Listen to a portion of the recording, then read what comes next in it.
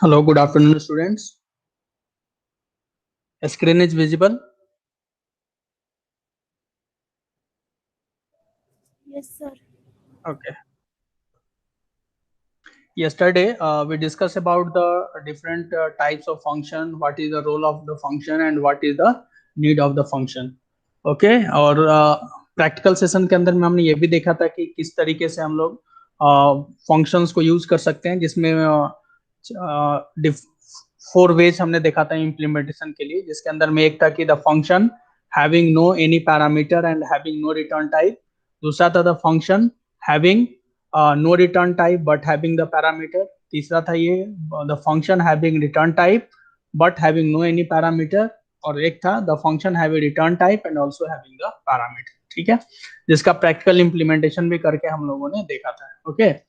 आज बेसिकली जो आगे का जो सेशन स्टार्ट करेंगे हम लोग, इसके अंदर में बेसिकली हम लोग इम्प्लीमेंटेशन देखेंगे आज, जिसके अंदर में एक सिंपल सा प्रोग्राम देखेंगे। सबसे पहले फैक्टोरियल, ठीक है, कि किस तरीके से फंक्शन के थ्रू उसको कैसे बनाएंगे।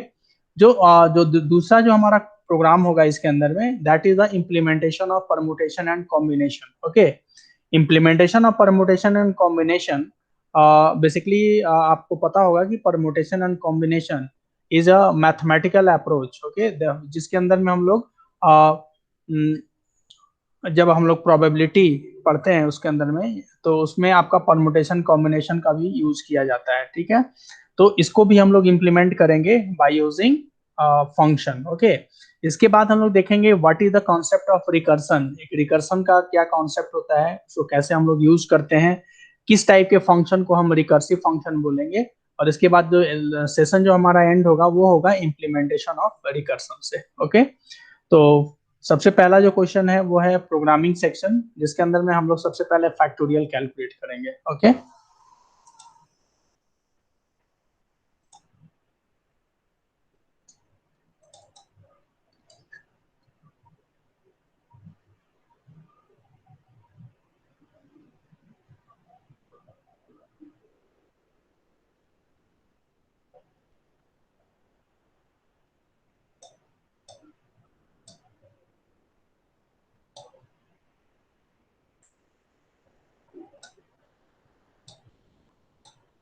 ओके, प्रोग्राम का नाम लिख लेते हैं सबसे पहले। Write a program to input a number and find its factorial by using function. Okay, function के थ्रू करेंगे। ओके,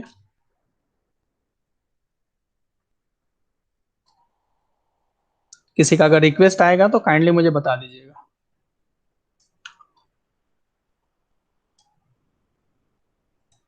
नाउ सबसे पहले क्या बनाएंगे, फंक्शन। ओके, तो सबसे पहले एक बार मेन लिख देते हैं, void main। ठीक है, नाउ इंट एक वेरिएबल लेना होगा n। ये ध्यान रखना है कि फंक्शन के थ्रू बनाना है। दैट मीन्स कि मेन के अंदर में हम फंक्शन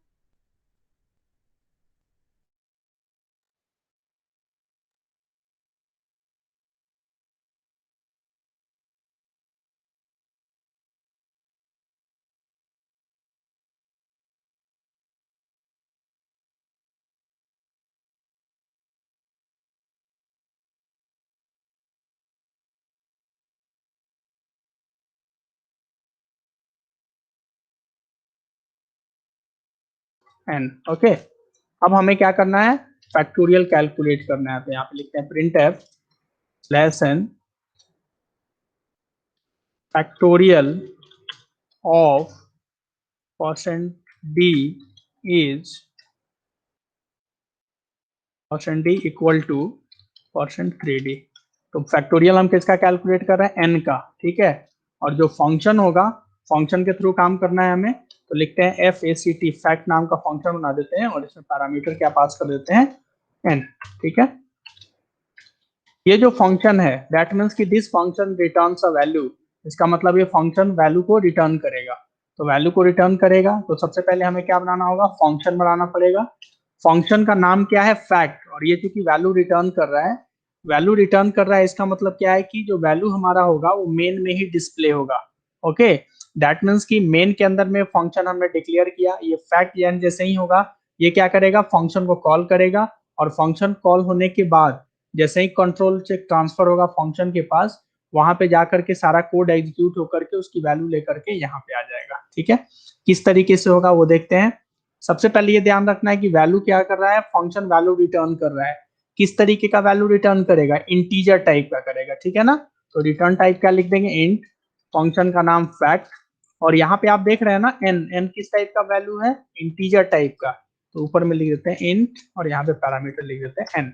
अब यहाँ पे एक चीज मैं लिख रहा हूँ, जैसे यहाँ पे एन लिखा है तो आप यहाँ पे भी एन लिख सकते हैं। ये दोनों बेसिकली, ये मेन जो है इसका वेरिएबल है, इसका इस एन का स्कोप कहाँ तक है, इस मेन का है, और यहाँ जो एन है वो इसका वेरिएबल है। ठीक है, तो ये जो एन है ये that is the form actual parameter, this is known as the, यहाँ पे लिख दे रहे हैं एक्चुअल पैरामीटर।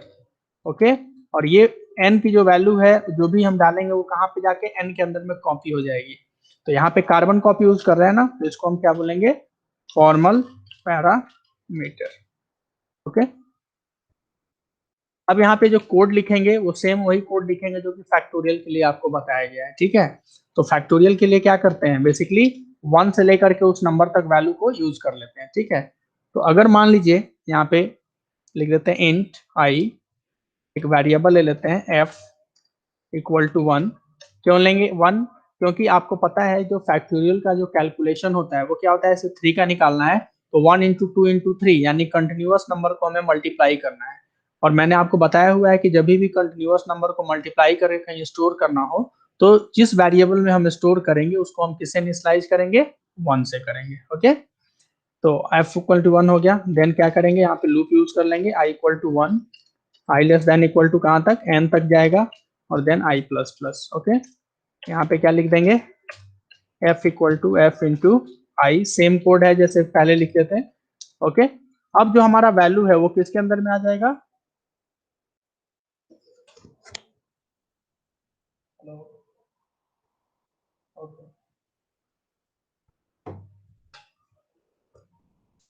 तो यहाँ पे लिख देंगे, एक मिनट,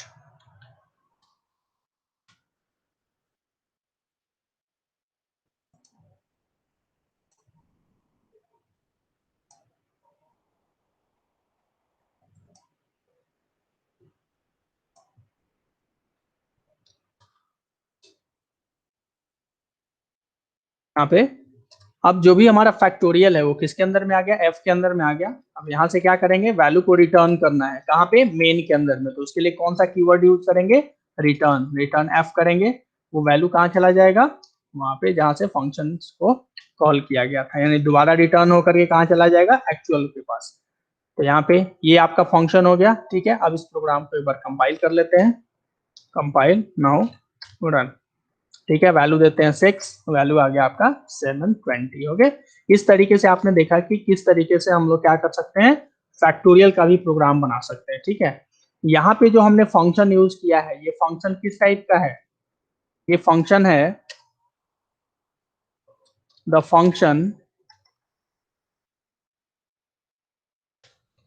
फंक्शन हैविंग, के पास रिटर्न टाइप भी है, return type, and also having the parameter. Okay, इसका मतलब इसके अंदर में ऐसा कोई फंक्शन है जिसके अंदर में रिटर्न टाइप भी है और इसका पैरामीटर भी है। ठीक है, तो बेसिकली यहाँ पे जो 4 अलग अलग तरीके के जो मैंने फंक्शंस बताए थे, चारों में से किसी एक का भी यूज करके हम क्या कर सकते हैं, किसी भी फंक्शन को इम्प्लीमेंट कर सकते हैं।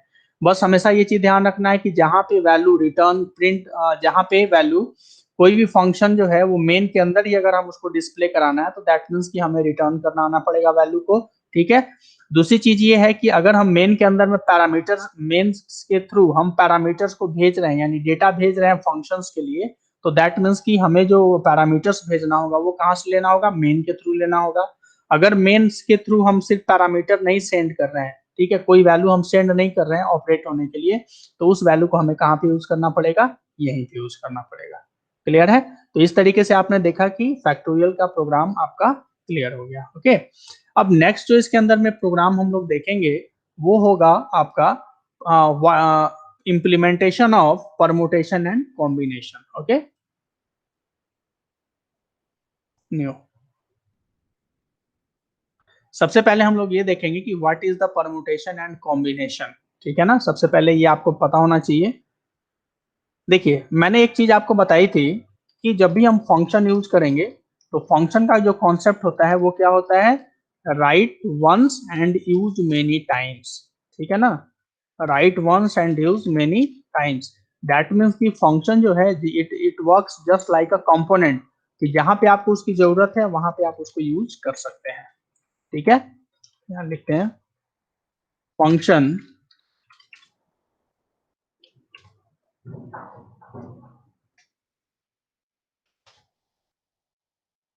Write once and use many times, ये फंक्शन का कॉन्सेप्ट है। सपोज कीजिए कि आपने कोई फंक्शन बना लिया, ठीक है, तो किसी भी जहां पे भी आपको चाहे उस फंक्शन को यूज कर सकते हैं। ठीक है, इसी का एक एग्जांपल हम लेके चल रहे हैं परमुटेशन कॉम्बिनेशन में। ठीक है, तो सबसे पहले देखते हैं what do mean by permutation. Permutation, okay, permutation किस लिए यूज करते हैं, तो it is used for the arrangement. Arrangement, जैसे मान लीजिए कि 3 स्टूडेंट्स हैं, ठीक है ना, तो 3 स्टूडेंट्स को हमको दो तरीके से अरेंज करना है। ठीक है, 3 स्टूडेंट्स को हमें दो तरीके से अरेंज करना है, तो उसके लिए हम क्या यूज करेंगे, परमुटेशन यूज करेंगे। इसके लिए जो फॉर्मूला यूज किया जाता है, फॉर्मूला क्या होता है, एन, इस तरीके से कुछ लिखते हैं हम लोग, पी, ठीक है, और देन लिखते हैं आर, एन पी आर। इसका जो वैल्यू होता है क्या होता है,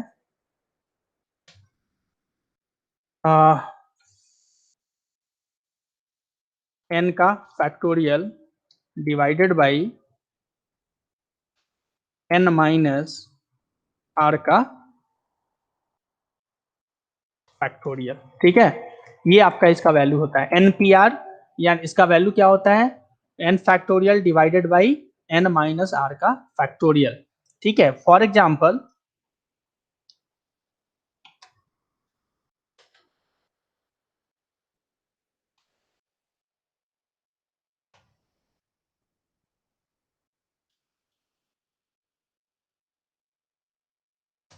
फॉर एग्जाम्पल, फॉर एग्जाम्पल, अगर सपोज कीजिए एन की वैल्यू है 5, यानी 5 स्टूडेंट है, और हमें उसको कितने तरीके से अरेंज करना है, 3 तरीके से, तो हमारा रिजल्ट क्या होगा, what will be the result, result equal to क्या होगा, फैक्ट किसका निकालेंगे, इसका मतलब फैक्टोरियल, फैक्टोरियल किसका, 5 का, और डिवाइडेड फैक्टोरियल किसका, 5 में से 3 माइनस करेंगे तो कितना आएगा, 5 - 3, इसका मतलब 2।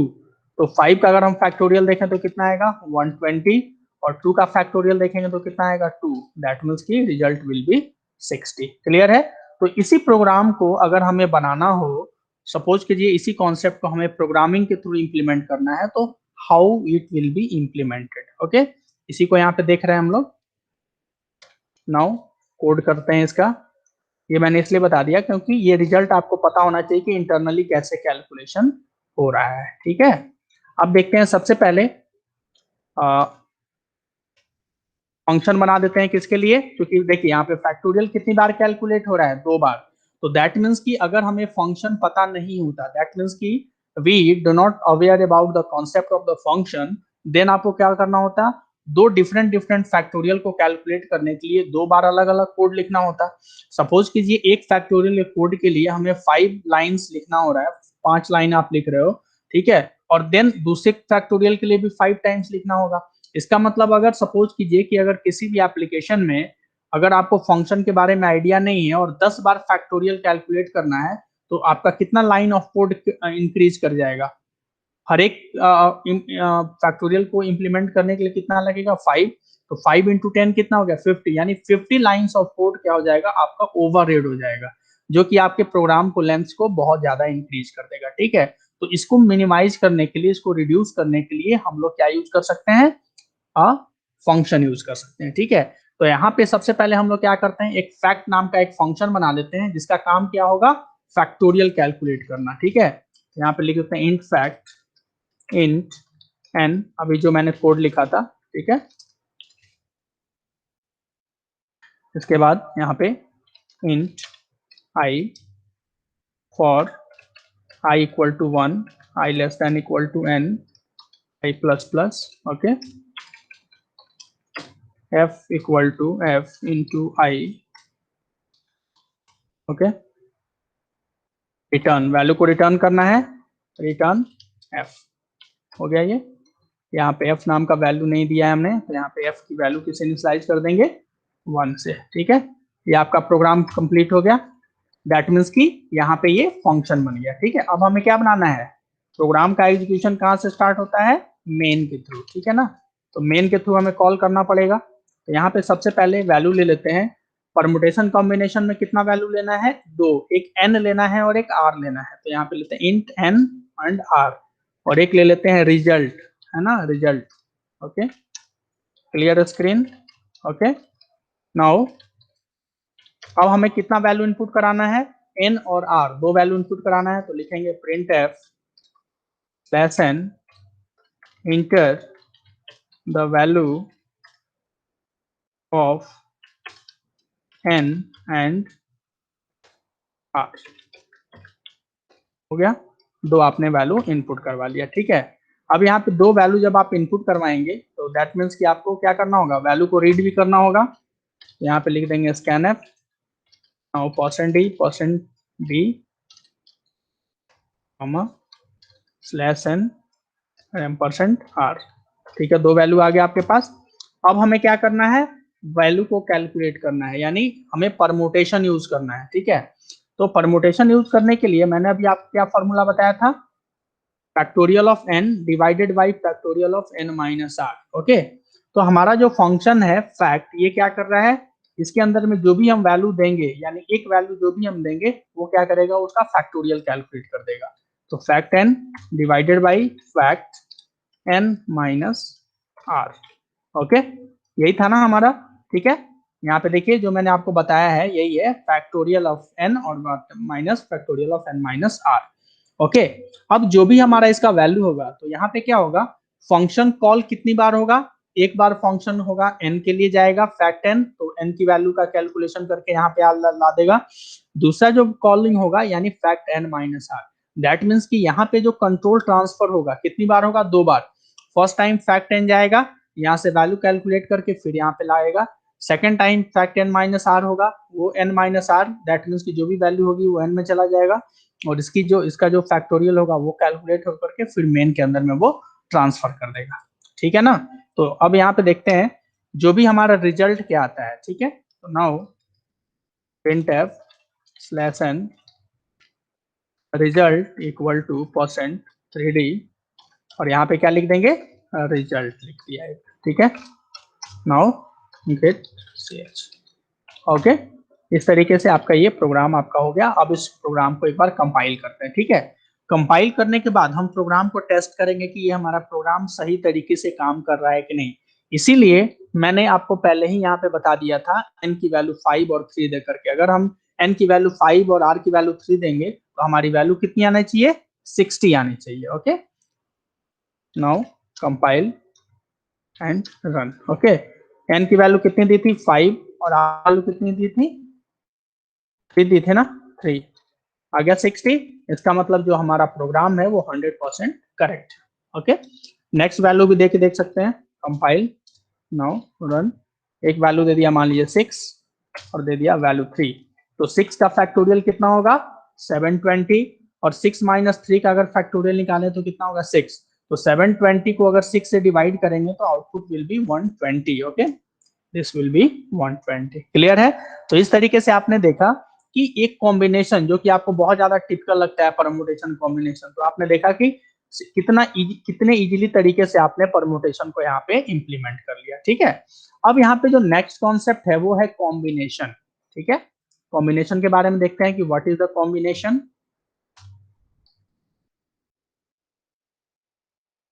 कॉम्बिनेशन, ठीक है, कॉम्बिनेशन जो होता है ये किस लिए यूज होता है? It is used for the selection that means, suppose कीजिए कि हमारे पास 5 स्टूडेंट्स हैं, 5 स्टूडेंट्स में से हमें 3 को सेलेक्ट करना है, तो क्या इसकी किस तरीके कितने कितने तरीके से हम सेलेक्ट कर सकते हैं? ठीक है ना, what will be the combination to select the 3 students from the 5 students. Okay, तो यहाँ पे अगर जिस तरीके का सिलेक्शन का अगर अप्रोच आता है तो उसके लिए हम लोग क्या यूज करते हैं?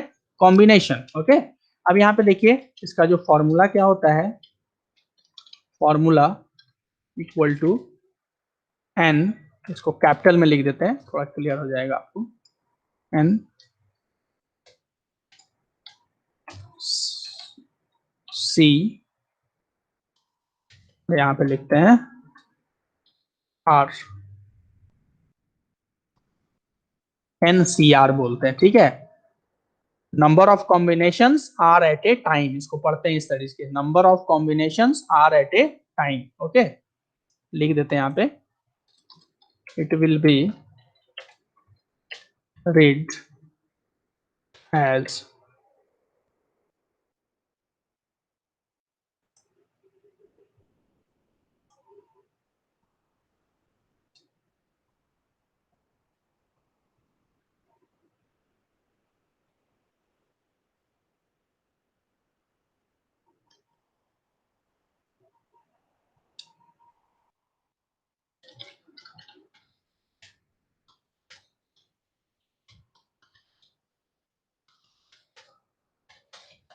r at a time।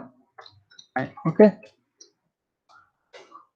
अब बेसिकली अब हमें इसका फॉर्मूला देखना है कि इसको कैलकुलेट कैसे करते हैं। ठीक है ना, वो ज्यादा इंपॉर्टेंट है। सपोज कीजिए यहाँ पे एन की वैल्यू, एक एग्जांपल ले लेते हैं, फॉर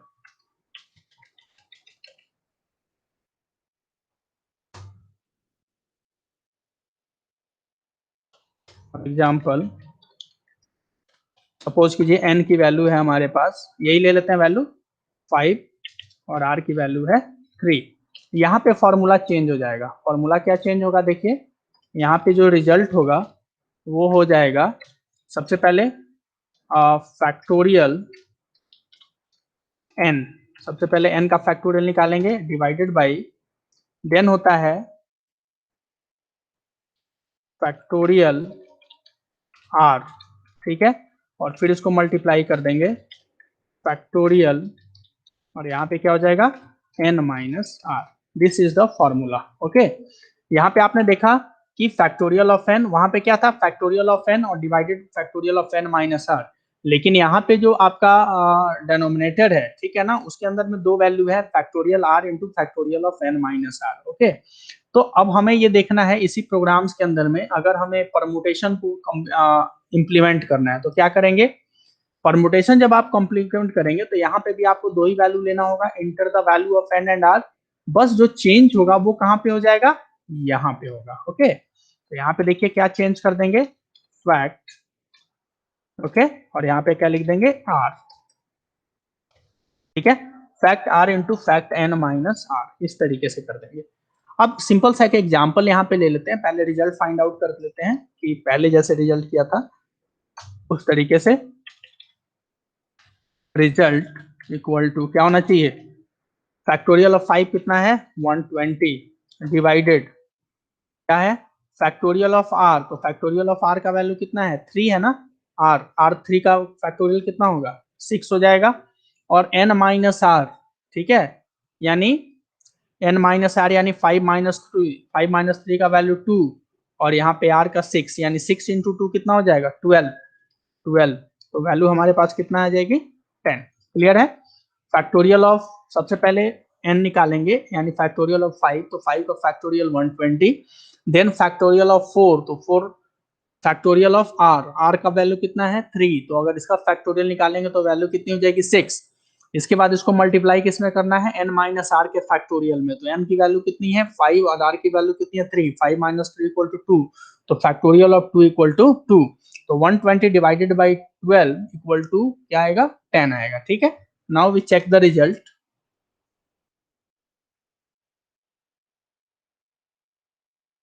यहाँ पे एक चीज ध्यान रखना है आपको कि जब भी यहाँ पे डिवाइड अगर सिंपल एक वैल्यू है तब तो कोई प्रॉब्लम नहीं है, लेकिन जैसे ही यहाँ पे दो वैल्यू आ जाए, ठीक है ना, जैसे मान लीजिए कि fact R plus fact N minus R या fact are into fact N minus R, तो हम इसको क्या करेंगे सीधा ब्रैकेट में डाल देंगे। ठीक है ना, ब्रैकेट में अगर नहीं डालेंगे तो उसका इफेक्ट दिखेगा आपको। एक काम करते हैं, पहले ब्रैकेट में नहीं डालते हैं, फिर आपको पता चलेगा क्या इफेक्ट आ रहा है।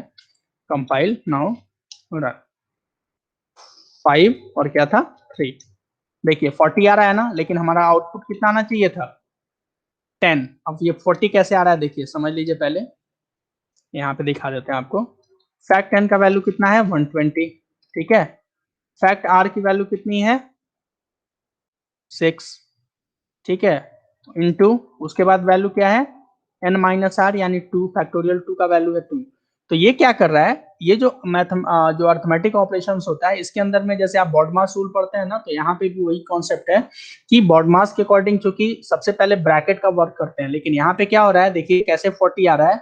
सबसे पहले यहाँ डिवाइड और एस्टिक में जो उसकी प्रायोरिटी है सबसे ज्यादा किसकी है, यहाँ पे डिवाइड, 120 डिवाइडेड बाई 6 कितना हो जाएगा 20, 20 को 2 से मल्टीप्लाई करेंगे तो कितना आ जाएगा 40 आएगा ना। लेकिन जैसे ही हम इसको ब्रैकेट में डाल देंगे तो ब्रैकेट में क्या होगा, सबसे पहले ब्रैकेट को फॉर्म होगा, दैट मीन 6 इंटू 2 12 होगा, और फिर 120 से डिवाइड होने के बाद आउटपुट विल बी 10। ओके, तो यहाँ पे क्या करते हैं, यहाँ पे ब्रैकेट दे देते हैं, यहाँ पे ब्रैकेट देते हैं, कंपाइल नाउ रन, 5 और नेक्स्ट हो गया आपका 3, आ गया रिजल्ट 10। तो इस तरीके से आपने देखा कि how can the permutation and combination can be implemented by using a function. अब यहाँ पे आप देख रहे होंगे कि यहाँ पे जो फैक्टोरियल है यहाँ कितनी बार कैलकुलेट हुआ है 1 2 एंड 3 टाइम्स। ओके, तो दैट मीन्स कि यहाँ से मेन से जो ये फंक्शन कॉल हुआ है वो कितनी बार कॉल हुआ 3 टाइम्स, यानी एक बार n के लिए, एक बार r के लिए, और लास्ट में क्या हो गया n माइनस r के लिए। ठीक है, तो इस तरीके से आपको ये चीज आपको जो मैंने आपको स्टार्टिंग में बताया था कि फंक्शन जो है वो किस मैकेनिज्म को भी के लिए भी हम लोग यूज कर सकते हैं, write once and use many times. That means कि अगर हमने एक बार कोई फंक्शन लिख दिया तो उसको हम लोग क्या कर सकते हैं, बार बार यूज कर सकते हैं। Okay, now we see the concept what do you mean by recursion। okay, अब यहाँ पे हम लोग रिकर्सन के बारे में थोड़ा सा देखेंगे कि रिकर्सन होता क्या है। ओके, सबसे पहले रिकर्सन। ओके, देखिए रिकर्सन क्या है, it is a special type of function that calls itself, यानी वैसा कोई फंक्शन जो अपने आप को कॉल करे। ठीक है, जैसे अभी तक आप देख रहे थे कि मेन के थ्रू हम फंक्शन कॉल कर रहे थे, ठीक है ना, लेकिन यहाँ पे कह रहा है कि जो फंक्शन जो है वो खुद अपने आप को कॉल करेगा। ठीक है, फॉर एग्जाम्पल सपोज कीजिए यहाँ पे लिख रहे हैं इंट फैक्ट इंट एन, ठीक है, यहाँ पे सपोज कीजिए कि डॉट डॉट देते हैं, एक सिंपली मैं सिंटेक्स बता रहा हूँ आपको। ठीक है, तो यहाँ लिख दिया फिर फैक्ट ए, ठीक है, तो यहाँ पे क्या है, फैक्ट के अंदर सेम देन वही फंक्शन कॉल कर रहे हैं, तो देन जब ये फैक्ट के अंदर फैक्ट लिखेंगे तो ये क्या होगा, ऑटोमेटिक फिर इसी को कॉल करेगा। ठीक है, तो इस तरीके का जो एक अप्रोच होता है, this mechanism is known as a recursion. Okay, तो रिकर्सन का मतलब क्या है, ए फंक्शन कॉल इटसेल्फ, ये कोई भी फंक्शन जब अपने आप को कॉल करेगा, ठीक है ना, तो that is the recursion. Okay, अब यहाँ पे एक जो कंडीशंस होता है कि what are the different types of recursion. Okay, types of recursion, ठीक है, बेसिकली बहुत सारे बुक्स में आपका टाइप्स नहीं दिया हुआ होता है, कि क्या कितने टाइप्स ऑफ रिकर्सन होते हैं। उसमें से क्या होता है कि एक सिंपल सा रिकर्सन का कॉन्सेप्ट दिया जाएगा और उसके बाद आपको एक फैक्टोरियल का प्रोग्राम बता दिया जाएगा, ठीक है। लेकिन मैं यहाँ पे आपको कोशिश कर रहा हूँ 2-3 प्रोग्राम, अच्छे अच्छे प्रोग्राम, जैसे एक तो सिंपल एक फैक्टोरियल का तो बताएंगे ही, साथ में एक जीसीडी ग्रेटेस्ट कॉमन डिवाइजर, ठीक है, जिसको हिंदी में महत्तम भी बोलते हैं, उसका भी बताएंगे कि 2 नंबर इनपुट करेंगे तो उसको किस तरीके से हम लोग कैलकुलेट कर सकते हैं, ठीक है। इसके बाद एक फिबोनाची सीरीज जो मैंने बोला था उसको भी बताएंगे कि how can it will be implemented by using the recursion, okay. तो टाइप्स ऑफ रिकर्सन के अंदर में जो सबसे पहला रिकर्सन है वो है direct recursion, okay, this is the first recursion, direct, okay. दूसरा जो हमारा रिकर्सन है वो क्या है, इनडायरेक्ट रिकर्सन, ठीक है ना। पहला है डायरेक्ट और दूसरा है इनडायरेक्ट। अब यहाँ पे जो मैंने अभी जो एग्जांपल आपको दिया था that is the example of the direct recursion, ठीक है ना। दैट मीन्स कि जो फंक्शन जो कॉल हो रहा है बार वो क्या कर रहा है, डायरेक्टली अपने फंक्शन को कॉल कर रहा है। लेकिन इनडायरेक्ट रिकर्सन में क्या होता है, देखिए सपोज कीजिए यहाँ पे एक एग्जांपल लिख देते हैं, इंट, सपोज कीजिए यहाँ पे फंक्शन का नाम है सपोज कीजिए सम, ठीक है, इस तरीके से कुछ लिख दिया यहाँ पे, और यहाँ पे डॉट डॉट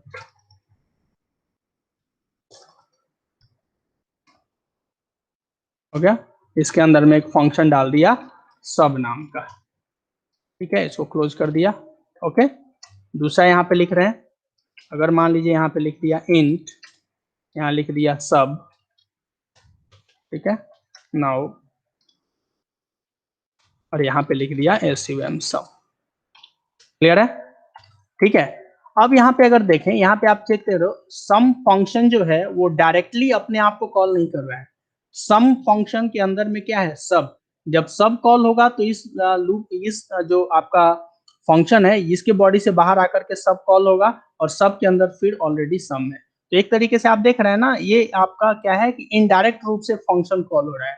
दैट मीन कि सम जो है वो अपने आप को तो कॉल कर रहा है, लेकिन बाय यूजिंग द फंक्शन सब। तो इस तरीके का जो कॉन्सेप्ट होता है that is known as the indirect recursion, ठीक है। तो बेसिकली आपको ये चीज क्लियर हो गया होगा, डायरेक्ट और इनडायरेक्ट के अंदर में, डायरेक्ट रिकर्सन के अंदर में a function call itself directly, आप बोल सकते हैं डायरेक्टली। लेकिन इनडायरेक्ट रिकर्सन का मतलब क्या हो गया कि जहां पे फंक्शन अपने आप को तो कॉल कर रहा है लेकिन by using the another function, okay. तो this is the there are different types of recursion, direct recursion and indirect recursion, okay। now we see what can be implementation, इसका implementation कैसे होगा और उसको कैसे यूज करेंगे, okay।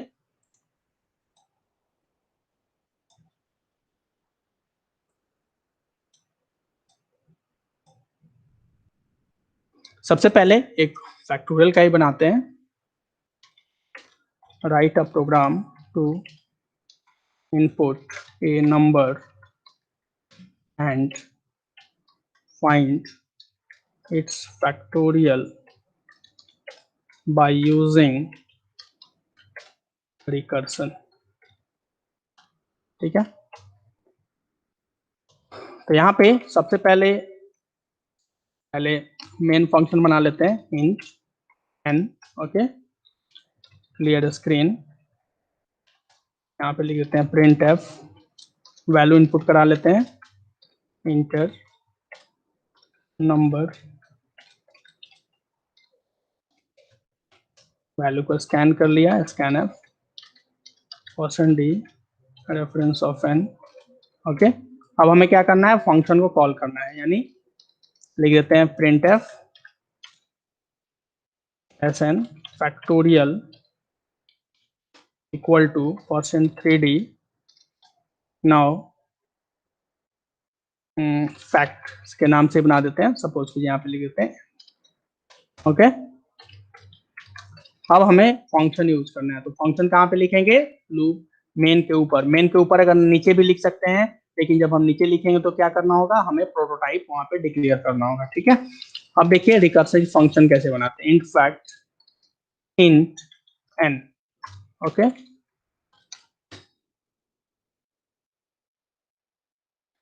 If n equal to 0, ठीक है ना। आपको पता है ना 0 अगर डालेंगे तो वैल्यू हमारी क्या आएगी, 1, ये लिख दिए, एल्स लिख दिया return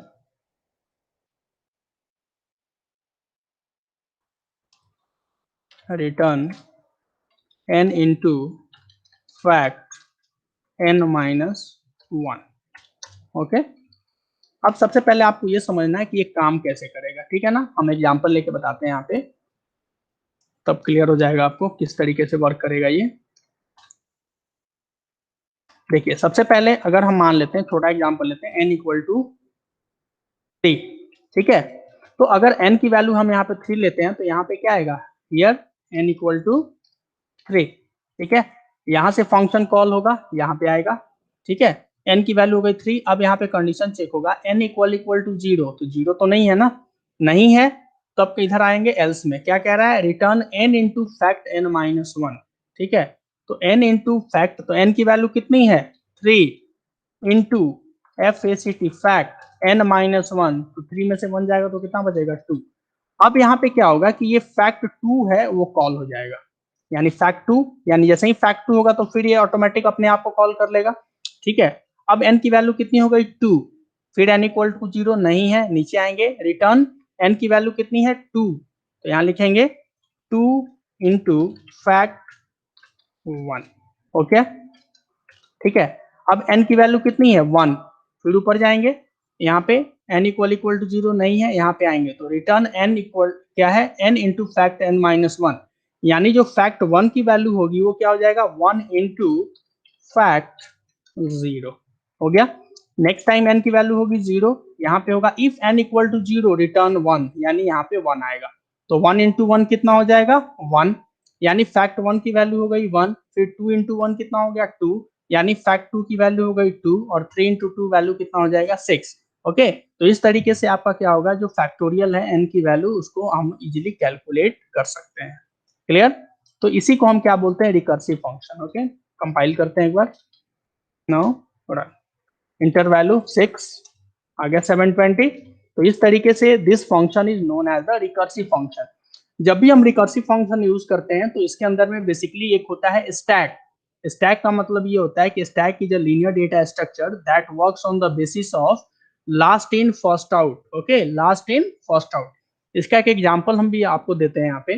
देखिए जब भी कोई भी हम प्रोग्राम लिखते हैं, ठीक है, और जितने भी वेरिएबल्स यूज करते हैं वो सारे स्टैक बेसिस में वो क्या होते हैं, सेव होते हैं, कहाँ पे, मेमोरी में, ठीक है। तो देखिए यहाँ पे किस तरीके से वो सेव होता है, एक प्रैक्टिकली करके भी देख सकते हैं। सपोज कीजिए कि मैंने आपको बोल दिया थ्योरेटिकली कि नहीं वो स्टैक बेसिस पे सेव होता है, लेकिन आपको पता तो होना चाहिए ना कि किस तरीके से होगा। अगर मान लो कि किसी ने आपको बोल दिया प्रैक्टिकली आपको दिखाना है मुझे, तो कैसे दिखाएंगे, तो उसके लिए एक छोटा सा एग्जाम्पल बता देते हैं आपको, video dot H,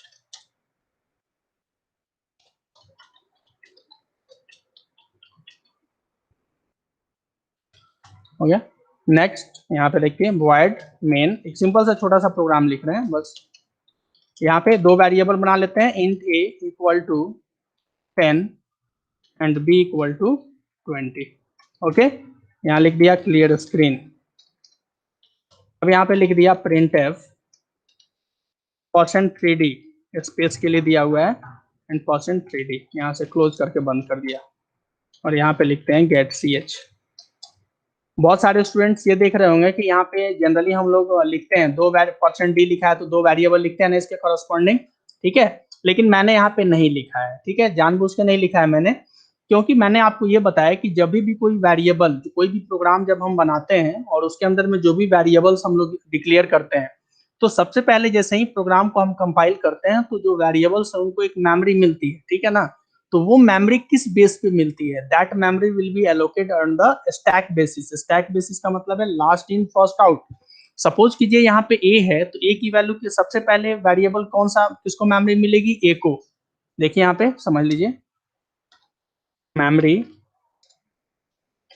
first of all a को मेमोरी मिलेगी, दैट मीन्स की a इक्वल टू 10, ठीक है। उसके बाद क्या मिलेगा,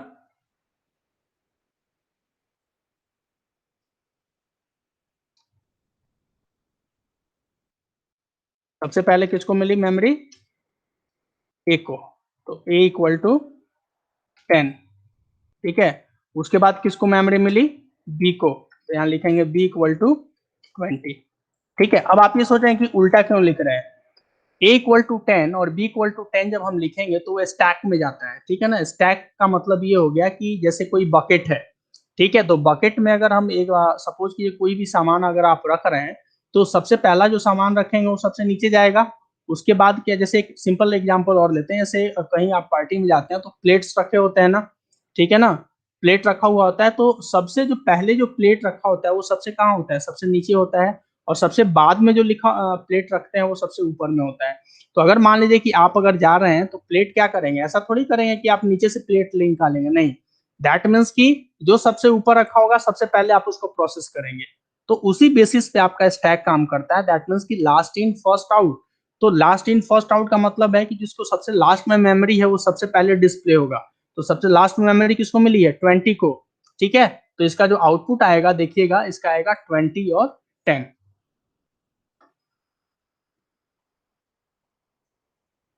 कंपाइल, नो एरर, रन। आ गया ना 20 और 10, ठीक है। तो इसका ये 20 और 10 आप उस पहले दो चीजें आपके माइंड में आई होंगी। जब मैंने ये कोड लिखा होगा तो सबसे पहले आपको ये लगाओ कि नहीं इसमें ए और बी नहीं लिखा हुआ है तो एरर शो करेगा, ठीक है। अगर किसी के माइंड में वो भी नहीं आया तो वो किसी ने ये सोचा होगा कि सिंपली 10 और 20 कर जाएगा। लेकिन 10 और 20 नहीं होकर क्या आ गया, ये 20 और 10।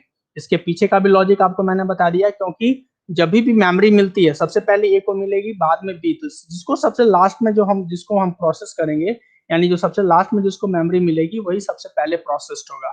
तो सबसे लास्ट में मेमोरी किसको मिली, बी। तो दैट मीन्स कि सबसे पहले बी का वैल्यू डिस्प्ले होगा और देन ए का वैल्यू डिस्प्ले होगा, ठीक है ना। तो ये basically it is a real life example of the stack. Okay,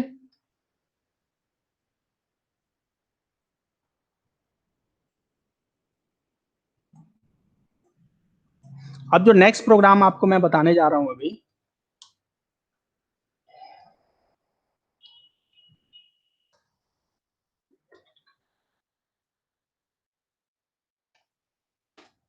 right a program to display the GCD, greatest common divisor of two numbers, ठीक है, बाय यूजिंग रिकर्सन, ठीक है। तो सबसे पहले हमें क्या करना होगा, जब भी आप जीसीडी निकालते हैं तो दैट मीन्स कि we have to input two numbers. Okay, तो सबसे पहले दो वैल्यू लेते हैं, इंट ए और बी।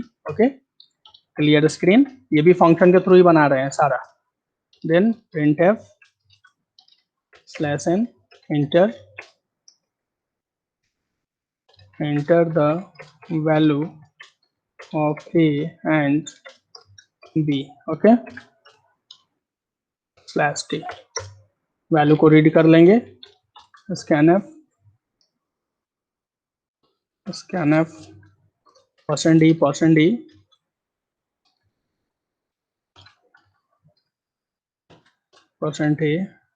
Percent b. ओके, अब हमें निकालना है जीसीडी। ओके, तो यहाँ पे प्रिंट करा लेते हैं, print F slash n GCD equal to %3d। अब एक फंक्शन बना लेते हैं जीसीडी के नाम से, ठीक है, और यहाँ पे पैरामीटर पास कर देते हैं ए और b. Okay, now get ch।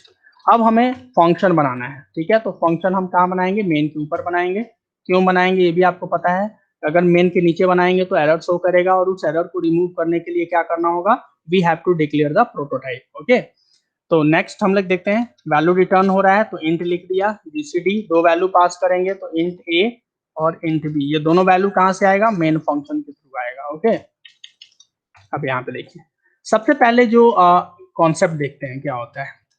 आप देखते होंगे, सपोज कीजिए ए की वैल्यू अगर हम 15 दे दें और बी की वैल्यू 10 दे दें, तो अगर हमें क्या निकालना है, इसका HCF निकालना है। तो HCF में क्या करते हैं, सबसे पहले जो हमारा जो भी वैल्यू है, जैसे मान लीजिए कि 15 है तो 15 को क्या करते हैं, 10 से डिवाइड करते हैं, ठीक है। अगर पूरा का पूरा डिवाइड हो जा रहा है तो हमारा HCF क्या हो जाएगा, 10 हो जाएगा। अगर डिवाइड नहीं होता है तो देन हम क्या करते हैं, फर्दर डिवाइड करते जाते हैं, यही होता है ना। सपोज कीजिए 15 को 10 से डिवाइड करने के बाद हमारा रिमाइंडर कितना आया, 5। तो देन हम उस रिमाइंडर को किससे मल्टीप्लाई, सपोज कीजिए यहाँ पे लिख देते हैं आर यहाँ लिखते हैं r equal to a divided by b। तो अगर r की वैल्यू 0 हो गई, ठीक है ना, अगर r की वैल्यू 0 हो गई, if r equal to 0, then HCF क्या हो जाएगा, क्या हो जाएगा, b हो जाएगा। ओके, लेकिन अगर r 0 नहीं है, if r not equal to 0, तब क्या होगा, फिर हम लोग क्या करेंगे, फिर जो रिमाइंडर होगा लेकर के उससे डिवाइड करते चले जाते हैं। यही तरीका होता है ना जीसीडी निकालने का। सेम इसी अप्रोच को हम यहाँ पे यूज कर रहे हैं। ठीक है, यहाँ पे देखिए इंट r एक ले लिया और यहाँ पे लिख दिया r equal to a modulo b। ठीक है, मॉडुलो का मतलब रिमाइंडर, तो रिमाइंडर अगर r की वैल्यू 0 हो गई तब क्या होगा, तो लिखते हैं इफ r इक्वल टू 0। ठीक है, तो r की वैल्यू 0 होगी तो क्या रिटर्न करेगा, ये b, b रिटर्न कर देगा। ठीक है, यानी इसका HCF g हो जाएगा। और एल्स रिटर्न GCD क्या हो जाएगा, b को किससे डिवाइड कर देंगे, फिर r से कर देंगे। This is the code. Okay, तो यहाँ पे जो अप्रोच यूज किया है वो सिंपल अप्रोच है जो कि हम लोग जनरली यूज भी करते हैं। ठीक है, अब एक बार चेक करते हैं, कंपाइल, यहाँ पे इसको कमेंट नहीं बनाया है इसलिए एरर शो कर रहा है। Compile now run. अब सबसे पहले एक बार देते हैं 15 और एक लिखते हैं 10, क्या आना चाहिए, 5 आ गया, 5। ठीक है, नेक्स्ट देखते हैं, कंपाइल नाउ रन। सपोज कीजिए अब लिखते हैं 3 और एक लिख देते हैं 7। तो पता है कि जो भी आपका 3 और 7 है जो कि प्राइम नंबर्स हैं, इनका जब भी हम प्राइम नंबर का पेयर लेते हैं तो उसका क्या आएगा, GCD 1 आएगा। आ गया 1, क्लियर है। तो इस तरीके से आपने देखा कि हमने दो नंबर का GCD बाय यूजिंग रिकर्सन किस तरीके से बना सकते हैं। ठीक है, ऐसा नहीं है कि सिर्फ दो ही नंबर का बना सकते हैं, अगर हम चाहें तो 3 नंबर्स का भी GCD यूज कर सकते हैं। कैसे बनाएंगे, यहीं पे देखिए थोड़ा सा चेंज करते हैं कोड में, ABC कर दिया यहाँ पे। ठीक है, यानी दैट मीन्स कि अगर हमें थ्री वैल्यूज को निकालना है तो यहाँ पे लिखेंगे A, B and C। Okay, तो यहाँ पे क्या करना पड़ेगा, आपको 3 वैल्यू लेनी पड़ेगी, %D, %A, %B and %C। Okay, अब यहाँ पे हमें इसी फंक्शन को, अलग से कोई फंक्शन नहीं बनाना है क्योंकि यहाँ पे जो हमारा पैरामीटर जा रहा है सिर्फ दो ही पैरामीटर जा रहा है। ठीक है, तो हम सिर्फ दो ही पैरामीटर से इसका GCD, देखिए कैसे लिखेंगे, GCD A, B and C। थोड़ा समझने का कोशिश कीजिए इसको किस तरीके से कर रहे हैं। यहाँ पे देखिए सबसे पहले GCD के अंदर में दो पैरामीटर मैंने दिया है ना, एक दिया है GCD AB और एक दिया है C। तो सबसे पहले क्या होगा कि GCD AB चूंकि सबसे इंटरनल में है, तो सबसे पहले A और B दोनों का क्या करेगा, ये GCD कैलकुलेट कर लेगा। जो उसका आउटपुट आएगा फिर उसके साथ किसका कैलकुलेट होगा, C का। ठीक है, तो यहाँ पे एक तरीके से देख रहे हैं, एक तरीके के नेस्टेड हो गया ये। ठीक है ना, फंक्शन के अंदर में फंक्शन हो गया, function within function, that is the nested function. तो this is the example of the nested function, जिसके अंदर में हम क्या कर सकते हैं, उसी फंक्शन के थ्रू हम चाहें तो अगर 3 नंबर का भी हम क्या कर सकते हैं, GCD निकाल सकते हैं। ठीक है, समझ में आ गया ये। अब इसी चीज को एक बार कंपाइल करके देखते हैं, नाउ रन। सपोज कीजिए एक ले लेते हैं 10, दूसरा ले लेते हैं सपोज कीजिए 15 और एक तीसरा ले लेते हैं 20। तो इसका HCF क्या आएगा, 5 आ गया, 5। फिर एक दूसरा देखते हैं, कंपाइल नाउ रन। सपोज कीजिए एक ले लेते हैं 15, नेक्स्ट इज द 18 और नेक्स्ट ले लिया हमने सपोज कीजिए 13। तो 15, 18 और 13 इसका क्या आना चाहिए, 1 आना चाहिए, क्योंकि 15 और 18 का कितना आएगा, अगर 15, 18 की हम बात करें HCF की तो वैल्यू 3 आएगा। और 3 क्या है आपका, 3 इज अ प्राइम नंबर और 13 is also a prime number. तो जब भी प्राइम नंबर का पेयर बनेगा तो उसका वैल्यू कितना आएगा, 1 आएगा। आ गया 1। ठीक है, तो इस तरीके से आपने देखा कि how can we find out the GCD of the 2 numbers और 3 numbers by using recursion. Okay, अब नेक्स्ट जो प्रोग्राम इसमें हम लोग देखेंगे वो हो रहा है आपका एक फिबोनाची सीरीज। फिबोनाची सीरीज आप लोगों को बताया था ना किस तरीके से बनाते हैं, तो उसको बनाते हैं किस तरीके से, देखिए GCD में Okay, now we see what is the logic that will be implemented to display the Fibonacci series. Okay,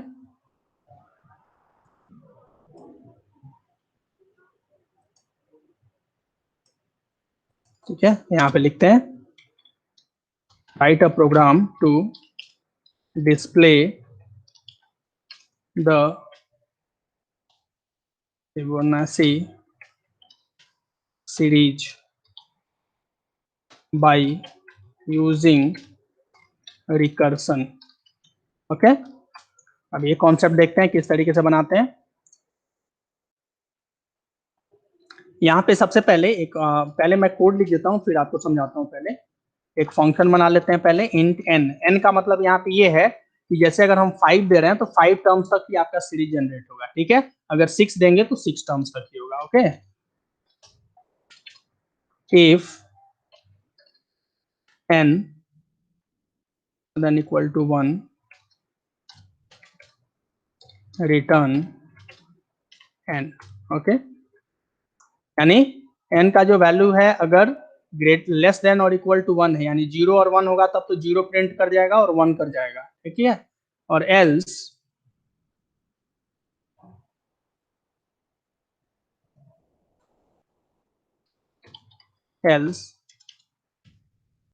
return fib n minus 1 plus fib n minus 2।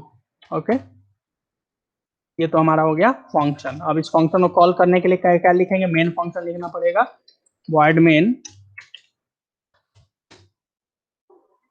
यहाँ लिख देते हैं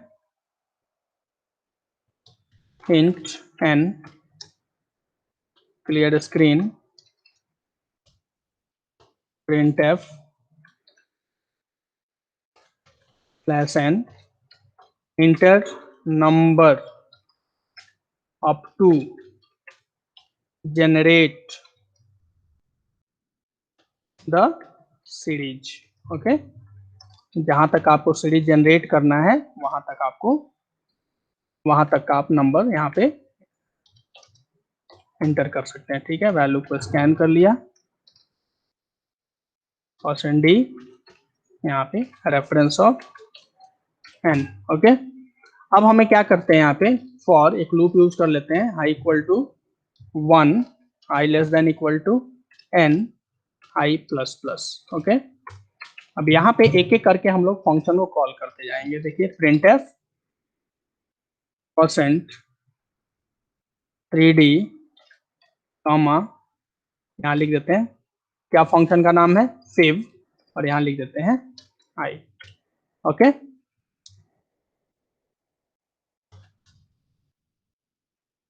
नाउ गेट ch।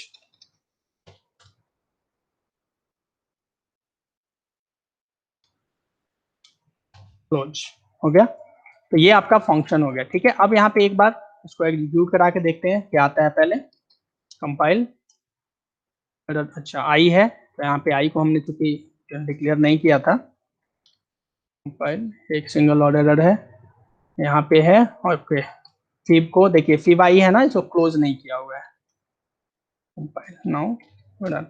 अब सपोज कि यहाँ पे लिखते हैं 5, क्या आ गया 1 1 2 3 5। क्लियर है। अब देखिए यहाँ समझिए क्या है, अगर सपोज कीजिए हम 3 लेकर के चलते हैं, ठीक है ना, n की वैल्यू अगर 3 है तब क्या होगा, यहाँ पे सपोज n इक्वल टू 3, तो n इक्वल टू जब 3 करेंगे तो यहाँ पे i इक्वल टू 1 से लेकर के लूप चलेगा 3 तक, ठीक है। i की वैल्यू 1 है तो कंडीशन ट्रू, फिब 1 यानी सबसे पहले 1 जाएगा, n के पास गया 1, कंडीशन चेक होगा 1 लेस देन और इक्वल टू 1, कंडीशन ट्रू है, रिटर्न n, यानी सबसे पहले क्या प्रिंट हो जाएगा, 1 प्रिंट हो जाएगा, ठीक है।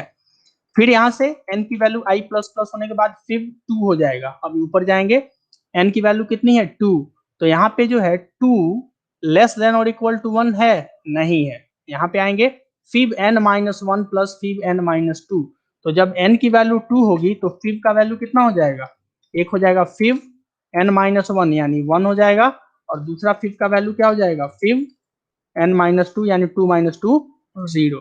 तो फिब 1 की वैल्यू कितना कैलकुलेट किए थे 1, और फिब 0 भी अगर हम देखेंगे तो n की जब वैल्यू 0 जाएगी तो 0 लेस देन और इक्वल टू 1, उस केस में भी आपका वैल्यू क्या आएगा, 0 ही आएगा। तो 1 प्लस 0 क्या होगा, 1 होगा, तो सेकंड वैल्यू भी 1 हो जाएगी। ठीक है, इसी तरीके से जब 3 जाएगा तो उस केस में आपका वैल्यू एक बार 1 यहाँ पे आएगा 2।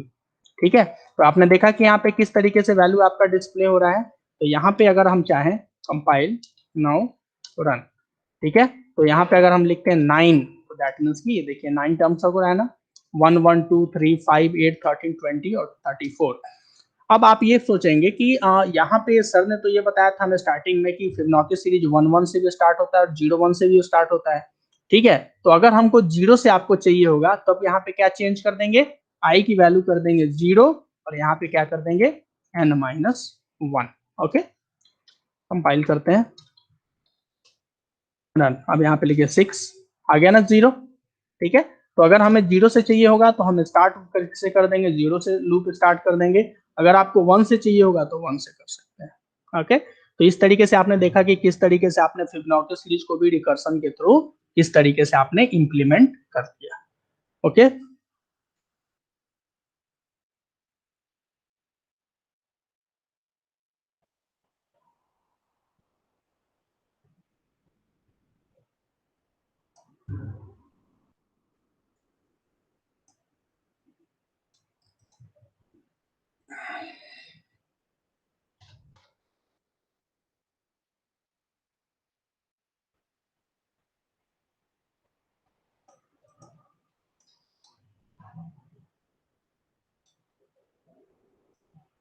now we conclude the session, and this is the end of the topic function, where we discuss about the need of the function, requirement of the function, and what are the different types of implementation of the function. And in the next session of today, we discuss about the recursion and its implementation also. Okay, तो अब आगे जो next session होगा हम लोग का function के बाद हम लोग स्टार्ट करेंगे यहाँ पे स्ट्रिंग।